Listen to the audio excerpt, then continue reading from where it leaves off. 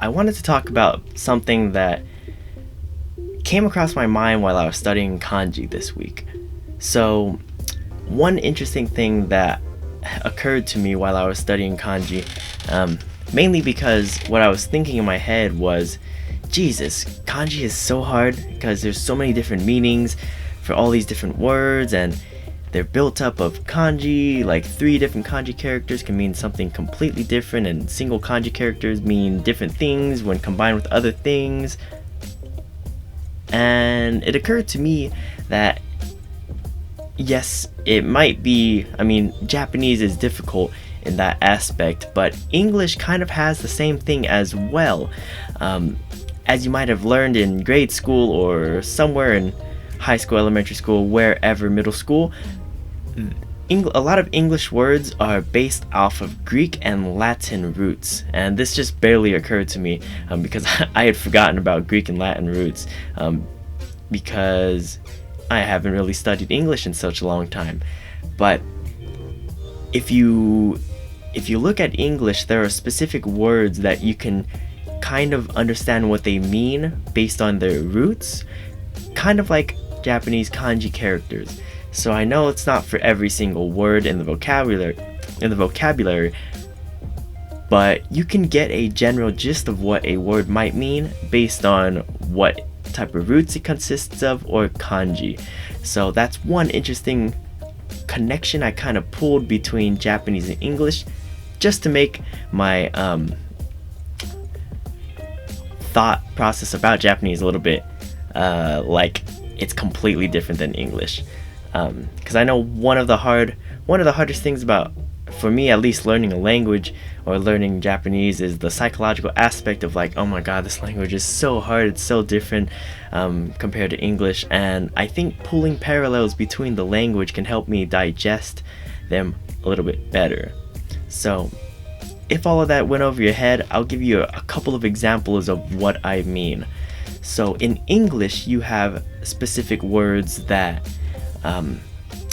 may share a common root. A couple of examples are ending in ist, ist.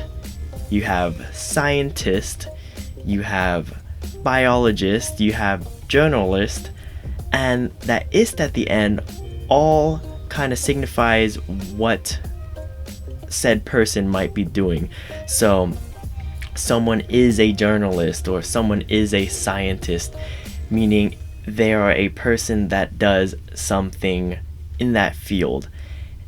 And I guess this kind of relates to kanji in a way, to the kanji characters in a way, because based on what kanji characters might be incorporated into a combination of characters or kanji characters, it can be related to that. So I think one of them is ryoko, which has the kanji character iku in there, or to go somewhere inside of that kanji. So when you look at that, ryoko means, I believe, to travel or to take a vacation. If you think about it, when you're going somewhere, you can connect that to the kanji characters that you see and have a better way of formulating that kanji character combination in your head.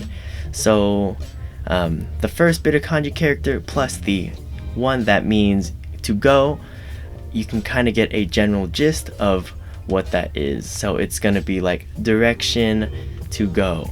I believe that's what the kanji characters for ryoko is. I still need to study up. I am a beginner, but that's what I've been getting so far. Another one would be, for example, dai. So like daigaku or daigaku or daigakko. One of the two means college student, whereas if you just said means college, whereas if you just said gakko, it's gonna be like school. So like big school is how I would kind of interpret it. and it's based off of that same kanji dai. And I guess another one, it's all over the place. It's just like Greek and Latin roots, so I can't go through all of them, but I just wanted to pull this parallel together and share my thought process about it, or that little parallel, just to make digesting the language a little bit easier.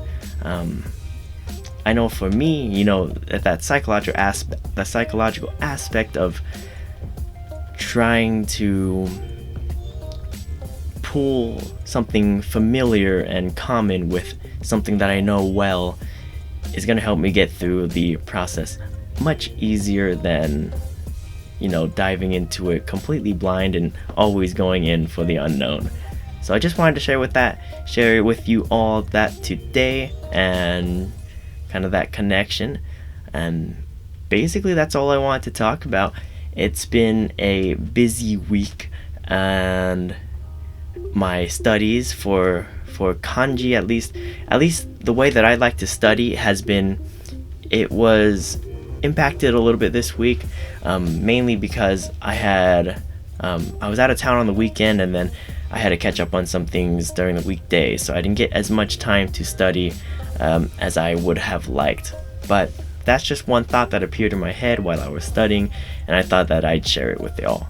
So anyways, if you watched all the way through, thank you for watching. Please consider subscribing. I am going to be posting my language learning process, and hopefully by the end of it we'll see how well I can speak the language, and I hope to get there someday. Alrighty. Thank you. Ja mata. Sayonara.